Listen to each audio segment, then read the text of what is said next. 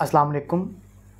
मीर की इस गज़ल को हम कोशिश करेंगे कि आसान अल्फाज में इसकी तशरीह करें ताकि आपको जल्द समझ आ जाए। बाज़ दफ़ा ये होता है कि जब हम एग्ज़ाम में बैठते हैं या टेस्ट में बैठते हैं तो हमने उस शेर की तैयारी नहीं की होती।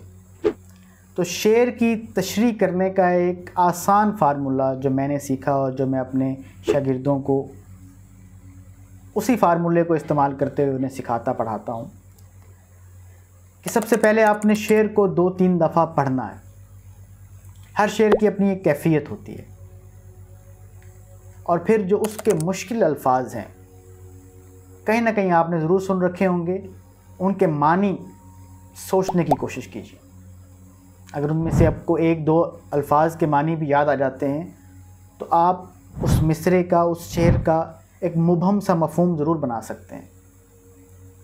अगर आपके जहन में मफ़हूम बन जाता है तो उस मफ़हूम को आप फैलाते जाएं तो वो तशरीह हो जाएगी।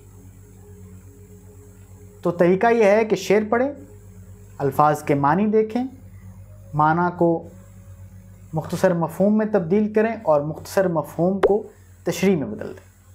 शेर अपने आप को ख़ुद हमारे सामने खोलता है, बस शर्त यह है कि हमारा थोड़ा सा मुताला हो, हमने कुछ लफ्ज़ पढ़ सुन रखे हों तो ज़रा आसानी होती है।